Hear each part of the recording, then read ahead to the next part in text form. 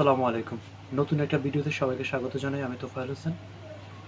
আজকের ভিডিওতে আমরা আলোচনা করব আগামী বছর অনুষ্ঠিত হতে যাওয়া ফিনালেসিমা ম্যাচ নিয়ে, যেখানে মুখোমুখি আর্জেন্টিনা এবং কি স্পেন। তো এই ম্যাচে কারা জয়ী হচ্ছে সেটা বলার আগে আমরা অবশ্যই আমাদের আগের প্রেডিকশন করা ম্যাচগুলো দেখব, যে কারা আমাদের প্রেডিকশন কতটুকু সঠিক হয়েছে। আমরা ব্রাজিল এবং উরুগুয়ের মধ্যকার ম্যাচ দিয়ে শুরু করি। তো এখানে আমরা উরুগুয়েকে ফেভারিট ধরে আমরা প্রেডিকশন করি। এখানে উরুগুয়ে জয় পায়। আর্জেন্টিনা এবং ইকুয়েডর ম্যাচে আমরা আর্জেন্টিনাকে ফেভারিট ধরি, এখানে আর্জেন্টিনা জয় পায়। কোয়ার্টার ফাইনাল আমরা দুইটা ম্যাচে প্রেডিকশন করেছিলাম, দুইটা ম্যাচে দুইটাই সঠিক। এবং কি সেমিফাইনাল ম্যাচ যেখানে হয়, সেমিফাইনাল ম্যাচে আমরা আর্জেন্টিনা এবং কানাডার মধ্যে আর্জেন্টিনাকে বেছে নিই এবং কি আর্জেন্টিনা জয় পায়।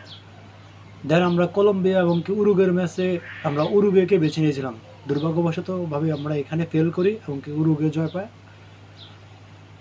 তো ফাইনালে আমরা অবশ্যই শুরুতে বলেছিলাম যে যেই ফাইনালে উঠুক আর্জেন্টিনার সাথে, আর্জেন্টিনাই চ্যাম্পিয়ন হবে। হট ফেভারিট আর্জেন্টিনাকে ধরেছিলাম, সেটা আমাদের সাকসেসফুল একটা রেটিং ছিল। তো এখানে আমরা টোটালি 5টা ম্যাচে রেটিং করেছিলাম, 5টা ম্যাচে প্রেডিকশন করেছিলাম, 4টা ম্যাচে আমরা জয় পেয়েছি। অন্যদিকে ইউরোতে আমরা 7টা ম্যাচে প্রেডিকশন করেছিলাম, সেই 7টাতেই আমরা জয় পাই। এখানে আমাদের রেটিং 100%। তো সব মিলে আমরা টোটালে 12টা ম্যাচে প্রেডিকশন করি। তো সেখান থেকে আমরা 11টা ম্যাচে সাকসেস পাই, আর বাকি একটা ম্যাচে আমরা ফেলিয়ার করি, যেটা উরুগুয়ে ভার্সেস কলম্বিয়া ম্যাচে আমরা উরুগুয়েকে ফেভারিট ধরেছিলাম, কিন্তু এখানে কলম্বিয়া জয় পায়, যার জন্য আমাদের 12টা ম্যাচ থেকে একটা ম্যাচে আমরা ফেল, বাকিগুলো সব ঠিক।